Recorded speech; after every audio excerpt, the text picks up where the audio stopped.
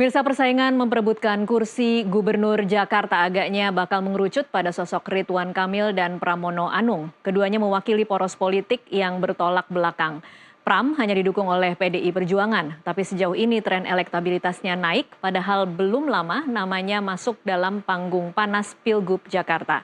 Sebelum berlangsung debat kedua, 27 Oktober mendatang, kami mengundang Direktur Eksekutif Carta Politika Indonesia Yunarto Wijaya, serta peneliti Litbang Kompas, Yohan Wahyu yang bergabung melalui sambungan Zoom. Selamat malam, Mas Yohan. Selamat malam, Mas Toto.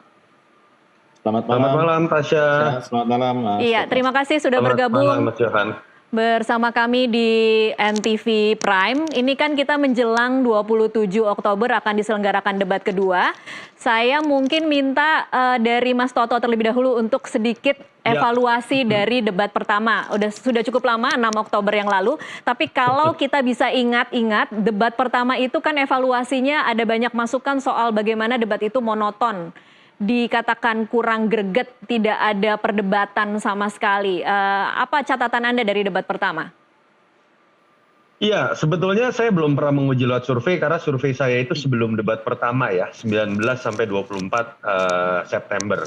Tapi kalau mau melihat secara kualitatif, apakah debat ini lebih monoton dibandingkan debatnya Ahok melawan Anies? Jelas iya. Tetapi apakah ini disebabkan oleh penampilan dari Ridwan Kamil, Pramono Anung dengan Dharma Porengkun yang katakanlah tidak semenarik Ahok dengan Anies? Sebetulnya yang menurut saya membuat debat ini menjadi monoton, dan bukan hanya di Jakarta, seluruh debat di Indonesia itu monoton, Tasya. Kenapa? Karena format yang dari KPU itu memang selalu membuat kita tidak bisa melihat siapa yang memang mendalami sebuah Jadi salah formatnya ya, bukan salah kandidat. Dari dulu, kalau Tasya ingat, debat yang menarik dari Ahok lawan Anies itu terjadi di sebuah TV swasta, bukan di debat KPU resmi. Karena batasannya tidak seperti 1 menit, 2 menit, terus berbicara mengenai hal-hal yang sudah terjadi puluhan tahun. Bandingkan dengan debatnya Kamala Harris versus Trump misalnya ya, Tasya, itu dalam setengah jam itu bisa berbicara hanya mengenai satu isu saja. Panelis tidak hanya dipajang, tapi kemudian memang boleh bertanya dan boleh menanggapi gitu ya. Jadi menurut saya memang pertama adalah terkait dengan format yang dibuat oleh KPU. Kedua, betul sepertinya di debat pertama ini kan masing-masing kandidat masih agak berhati-hati, Tasya, karena mungkin menyadari ya bahwa debat di Indonesia ini it's a show, bukan siapa yang terlihat lebih menguasai problem yang kadang-kadang mendapatkan simpati. Kadang-kadang siapa yang terzolimi dan diserang malah itu kemudian yang disukai oleh publik. Itu yang kita lihat di debat Pilpres misalnya. Jadi saya juga menduga ada kehati-hatian dari ketiga pasangan ini. Malah yang diingat publik kalau kita ingat di debat pertama, Tasya, adalah jawaban jujurnya Dharma Porengkun terkait dengan beliau tidak percaya COVID kalau kita ingat ya. Itu sempat membuat heboh dan mendominasi yang namanya TikTok dengan IG. Walaupun dalam konteks yang tidak positif. Ada juga yang menganggap positif, walaupun lebih banyak yang menganggap ini sebuah hal yang aneh dan kontroversial gitu. Jadi betul catatannya itu, dan kita belum bisa menilai siapa yang menang di debat. Menurut saya masih dalam konteks semuanya ada di permukaan, dan belum kita lihat misalnya sekeras dan setajam perdebatan Ahok dengan Anies terkait dengan DP 0 misalnya kalau kita ingat waktu itu. Atau normalisasi versus naturalisasi misalnya. Jadi kita harapkan di debat kedua mungkin harusnya bisa lebih tajam, dan saya meyakini akan lebih panas, Tasya, karena pertarungan di APK, spanduk-spanduk, baliho udah terlihat keras tuh, saling tutup-tutupan tuh, spanduknya Ridwan Kamil, Suswono dengan Pramdul terutama. Dan kalau kita lihat juga survei kan cenderung makin kompetitif. Kita tunggu besok hasil dari Lembaga Survei Indonesia akan seperti apa. Tapi saya meyakini debat kedua akan semakin panas. Oke, saya ke Mas Yohan sekarang. Mas Yohan, apa catatan dari pelaksanaan debat pertama kemarin? Ya, debat kemarin itu kan sebenarnya ekspresi dari kalau kita lihat ya ke belakang ya, Kompas belum punya survei pasca penetapan pasangan calon, tapi kita punya survei di awal sebelum calon itu resmi. Itu kalau kita lihat siapa yang diinginkan maju running di Pilkada Jakarta itu ada dua nama yang sebenarnya mendominasi ya, hampir 50% responden itu kalau dibagi rata itu ke Anies dan Ahok. Jadi kalau kita lihat ekspektasi publik pemilih Jakarta itu kedua sosok itu. Tapi faktanya partai tidak mengambil itu. Jadi ada kesenjangan antara ekspektasi pemilih dengan langkah partai. Dari situ aja kan sebenarnya kelihatan bahwa pasca penetapan itu sebenarnya pemilih Jakarta ya mau nggak mau disuguhi oleh calon-calon yang sebenarnya tidak mereka inginkan. Kalau merujuk survei Kompas ya setidaknya. Dan saya pikir juga survei-survei lembaga lain juga sama, dua nama ini cukup mendominasi. Artinya ketika ekspektasi pemilih tidak terpenuhi dalam surat suara di Pilkada Jakarta nanti, itu mungkin saja berimbas pada tahapan-tahapan selanjutnya termasuk kampanye. Nah, debat kemarin itu saya lihat, saya sepakat tadi ya, Mas Toto, soal format debat kita sejauh ini. Regulasi undang-undang pemilu dan pilkada memang menempatkan debat itu tidak sebagai debat gitu ya. Dia hanya lebih penyampaian visi misi yang kemudian berbarengan dan saling bertanya, dan itu dibatasi waktu. Jadi format seperti itu memang membosankan. Tapi di sisi yang lain memang ada satu suasana yang sebenarnya menempatkan pilkada ini berbeda dengan pilkada 2017 ya, saat Pak Anies dan Pak Ahok menjadi dua poros yang saling berhadapan-hadapan. Nah saat ini itu tidak ada, Tasya. Jadi tidak kontestasi yang sifatnya persaingan yang lebih kuat dari dua sosok ini tidak terrepresentasikan di kedua sosok yang saat ini ada. Tapi mungkin yang membuat menarik adalah lebih pada mau nggak mau pemilih ini kan juga akan melihat tiga paslon ini yang ada. Nah, debat pertama dengan animo yang kurang, mungkin dari sisi tampilan juga mungkin kurang menarik ya. Terlihat dari debat pertama itu. Mungkin di debat kedua nanti pekan depan itu, akhir pekan ini, kita lihat apakah ada antusiasme yang meningkat. Karena kan di satu sisi mau nggak mau calonnya memang adanya cuma itu gitu ya. Iya. Tapi memang dari sisi yang lain ada yang berbeda antara penerimaan pemilih dari tiga paslon itu. Misalnya antara Pak RK dan Pak Suswono dengan Pak Pramono dengan Rano. Jadi yang menjadi ukuran adalah resistensi. Ketika pasangan calon memiliki resistensi, dia punya hambatan untuk mendapatkan insentif atau kenaikan elektoral. Sementara bagi pasangan yang tidak memiliki resistensi, dia sebenarnya punya peluang yang cukup tinggi. Nah, kita lihat resistensi itu kan sebenarnya banyak di kasus-kasus ya, misalnya ketika turun Pak Lapangan, Pak RK itu kan ada resistensi ya, beberapa kasus di lapangan. Nah, ini tantangannya adalah bagaimana kemudian masing-masing pasangan calon memaksimalkan kekuatannya dan kemudian juga melihat kelemahan lawan untuk kemudian bisa mencuri perhatian pemilih sehingga berbuah pada insentif elektoral. Debat itu salah satu momentum untuk meraih itu, meskipun rumusnya tadi sepakat ya Mas Toto, tidak selalu hal-hal yang sifatnya kedalaman menguasai masalah. Tapi pengalaman debat di 2017 sebenarnya di satu sisi itu debat yang cukup berkualitas ya. Orang kemudian memperbincangkan OKOC, memperbincangkan DP 0%. Artinya memang perdebatan itu menjadi perdebatan di publik gitu ya, tentang program-program gitu. Nah, apakah debat kedua nanti akan bisa memunculkan itu? Saya pikir itu sesuatu yang ditunggu publik ya. Karena dari sisi daya tarik calon seperti yang saya ungkapkan di awal, mungkin publik ya sekarang menerima ya sudah ini pasangan calonnya butuh daya tarik yang lain ya, salah satunya sebenarnya daya tarik itu adalah program kerja, program-program yang ditawarkan ya, seperti halnya ketika 2017 DP 0% menjadi kontroversi, menjadi polemik termasuk OKOC itu. Iya. Begitu, Tas. Baik, Mas Yohan, menarik Anda mengingatkan lagi bahwa suara awal itu sebenarnya suara Anies dan suara Ahok, tapi dua nama itu tidak ada hari ini. Lalu kemana suara Anies dan suara Ahok kemudian akan terrepresentasi dari tiga paslon yang ada saat ini? Nanti akan kita bahas di segmen selanjutnya. Pemirsa tetaplah bersama NTV Prime.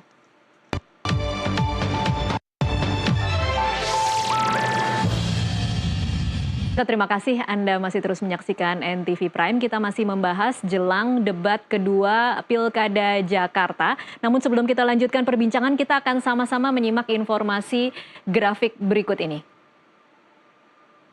Ini adalah posisi elektabilitas calon gubernur dan calon wakil gubernur Pilkada Jakarta sebelum debat perdana yang dikeluarkan oleh Carta Politika, Poltreking, dan juga LSI. Kalau kita lihat data dari Carta Politika, untuk Ridwan Kamil posisinya di 48,3%, Dharma Pongrekun Kunwardana 5,6%, kemudian Pramono Anung 36,5%. Sementara data dari Poltreking, Ridwan Kamil Suswono 47,5%, Dharma Pongrekun Kunwardana 5,1%, kemudian Pramono Rano 31,5. Sementara data LSI menunjukkan 51,8% untuk RK Suswono, 3,2% untuk Dharma Kun, dan Pram Rano 28,4. Sementara data setelah debat ini ada survei dari Indonesia Political Opinion. Untuk Ridwan Kamil Suswono di angka 52,6%, Dharma Pongrekun Kunwardana 2,7%, dan Pramono Anung Rano Karno 27,1%. Memang di sejumlah survei rata-rata ada tren kenaikan untuk Pram dan Dul. Saya langsung tanyakan ke Mas Toto di sini. Mas Toto, apa yang salah atau apa yang tidak dilakukan oleh Ridwan Kamil Suswono dan apa yang dilakukan oleh Pramono Rano sehingga kemudian angkanya bisa seperti itu? Ya, pertama saya harus disclaimer, saya nggak berani komentari IPO ya, karena tidak di bawah Persepi, Asosiasi Lembaga Survei itu, Tasya. Baik. Jadi kalau kita baca dari 3 lembaga yang tergabung di bawah Persepi, trennya itu kan memang Pramdul naik. Jadi di survei awal itu LSI, lalu seminggu kemudian Poltreking, 2 minggu kemudian Carta Politika. Iya. Dan memang trennya adalah kenaikan dari Pram dan Dul.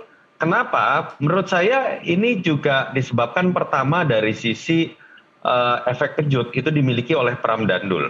Jadi Ridwan Kamil dengan Suswono ini malah cenderung anti klimaks. Kalau kita ingat sejarahnya kan saat itu dimajukan malah dalam skenario akan melawan kotak kosong saja atau melawan pasangan independen. Bahkan ada kesan ini di setting gitu ya saat itu keramaian demo rencana revisi undang-undang pilkada dan lain-lain. Jadi pertama memang faktor anti klimaks dari pasangan Ridwan Kamil dan Suswono itu yang membuat kemudian mereka tidak menikmati masa bulan madu ketika penetapan terjadi, malah anti klimaks. Yang kedua, Tasya, menurut saya simpel. Kita lihat dari bahasa marketing politik atau simbol marketing politik deh, Tasya ya. Sampai sekarang yang berseliweran di sepanjang jalan terkait dengan APK-nya Kang Emil dengan Suswono itu warnanya biru, Tasya. Iya. Dominan. Dan kedua, tagline yang digunakan adalah Jakarta Baru. Iya. Buat saya itu sifatnya berlawanan dengan logika elektoral. Pertama, warna biru itu apalagi dikaitkan misalnya dengan warna sepak bola, yaitu warna Persib. Yang kemudian memang ada hubungannya ke situ ya? Iya, warna biru itu bukan warna Jakarta itu warna oranye. Iya. Bahkan sampai Persijanya meskipun tulisannya oranye loh, Mas Toto. Kan biru. Betul, tapi RK-nya Suswono. Saya kaget Kang Emil menggunakan warna biru itu.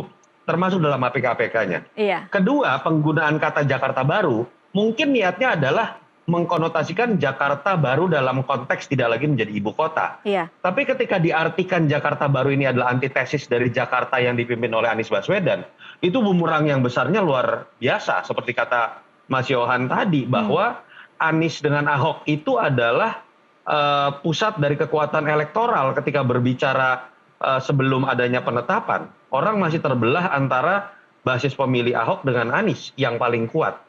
Ditambah mungkin dalam perjalanannya kalau kita lihat gimmick-gimmick yang muncul atau bagaimana migrasinya para relawan dari relawan Anies dengan relawan Ahok sepertinya memang mengarah kepada bantuan kepada Pram dan Dul ini.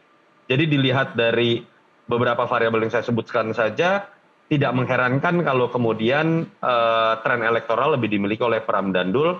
Kalau membaca secara statistik, Tasya ya, mencoba sedikit berspekulasi tentang data yang akan dirilis oleh LSI. Kalau kondisinya ceteris paribus, menurut saya sangat mungkin terjadi sudah crossing atau paling tidak akan sudah pada wilayah yang bisa berimbang di antara pasangan 01 dengan 03. Dan tidak ada sesuatu apapun yang bisa dilakukan oleh RK Suswono untuk membalikkan posisi yang semakin turun itu? Sebetulnya bisa, Tasya, bahwa ketika berbicara mengenai Jakarta ya, pengalaman dari apa yang terjadi pada Jokowi Ahok ketika menang atau Anies Baswedan, Jakarta itu asal rajin turun ke titik-titik, seluruh kelurahan itu bisa digapai, Tasya, karena hanya 267 kelurahan. Beda sama kita berbicara bagaimana cagup di Jateng, Jabar, Jatim, nggak mungkin tuh tercapai dengan banyaknya titik belusukan. Iya. Jakarta asal sehari bisa di atas 5 titik, tergapai itu yang namanya seluruh kelurahan. Dan pengalaman dari peristiwa kemarin pilkada-pilkada sebelum, siapa yang lebih rajin belusukan, itu mempunyai pengaruh lebih besar juga untuk menang. Problemnya di Kang Emil adalah ketika tingkat resistensi lebih tinggi, tadi kan Mas Yohan menjelaskan variabel kualitatif ya, ada beberapa penolakan di daerah Priuk, misal di Jatinegara. Survei pun juga menemukan bahwa memang tingkat kesukaan itu paling tinggi bukan ke Emil, tapi bukan juga ke Pramono Anung, tapi kepada Sidul atau Rano Karno, mungkin karena image Sidul anak sekolahan Jakarta dan lain-lain. Jadi mungkin menjadi sebuah simalakama juga buat Kang Emil menyadari tidak semua daerah dan tidak semua komunitas ketika beliau turun kemudian malah berimplikasi positif, bisa jadi berimplikasi sebaliknya. Itu dilema yang dimiliki oleh Kang Emil dengan Suswono menurut saya. Jadi catatannya kurang banyak turun, tapi kalau turun juga beresiko untuk kemudian bukannya meningkatkan ya. Oke, saya pindah dulu ke Mas Yohan. Mas Yohan, saya ingin kembali mengangkat ada temuan survei Litbang Kompas waktu itu pernah menyatakan bahwa ada faktor Prabowo, Anies, Ahok, Megawati ketika memilih kepala daerah di Jakarta. Apakah kemudian itu masih berlaku hari ini?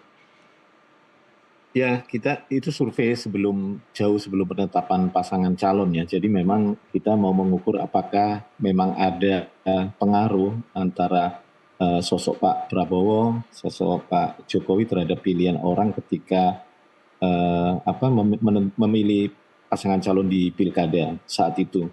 Tentu perlu bandingkan lagi ya, survei terbaru saat ini kita juga sedang merencanakan ke lapangan terkait apakah ada perubahan terkait itu. Tentu ketika situasinya sekarang pemerintahannya sudah tidak lagi di periode Pak Jokowi, periode Pak Prabowo, dan kita lihat belum ada langkah-langkah yang representasi tokoh-tokoh nasional ya untuk kemudian mengendorse pilkada Jakarta ini, baik ke salah satu maupun ke calon yang lain gitu ya. Jadi sudah semakin dekat padahal ya menuju ke 27 November. Ya. Jadi saya sih melihatnya lebih ke kekuatan ketiga pasangan calon saat ini yang bertarung ya, yang menjadi ukuran atau referensi pemilih untuk menentukan siapa pasangan calon yang akan dipilihnya gitu ya. Ketika survei itu dilakukan bahkan belum ada pasangan calon yang resmi mendaftar gitu Tasya. Jadi memang pasti ada perubahan terkait orientasi pilihan dari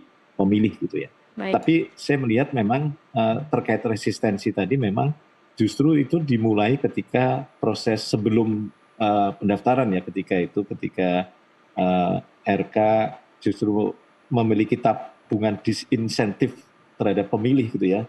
Ketika misalnya postingan-postingan lama dia terkait Jakarta itu kemudian muncul kembali, dan juga misalnya soal ide dia soal profesi pekerjaan itu dekat dengan tempat tinggal. Itu kan juga kontroversi ya. Sebenarnya tabungan-tabungan disinsentif itu kan juga dimiliki oleh Mas Pram ya, Mas Yohan. Jadi apa yang kemudian mengapa RK tidak bisa membalikkan disinsentif itu, sementara kalau kita lihat Pram kemudian bisa membalikan disinsentif tweet-tweet lama yang kemudian sebenarnya juga berdampak negatif kepada dia. Tapi sebenarnya yang langsung membahas Jakarta kan Mas Pram tidak langsung ya, hanya RK Jakarta ya ketika itu hanya RK. Jadi dari situ substansi atau ide tweetnya itu tentu akan mengarah sorotan publik lebih ke RK dibandingkan Mas Pram.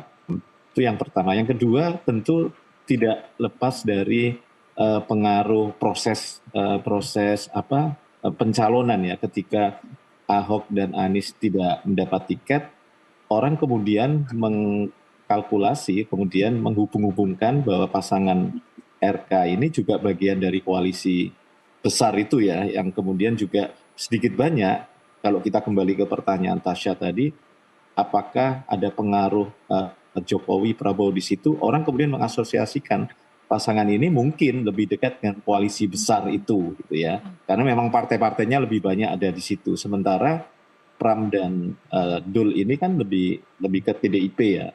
Orang kemudian asosiasikan ini pertarungan antara PDIP yang kemudian diasosiasikan sebagai partai oposisi yang saat ini juga real tidak masuk dalam pemerintahan yang dibacakan Pak Prabowo kemarin, sedikit banyak itu juga memiliki pengaruh terhadap pemilih gitu ya. Baik.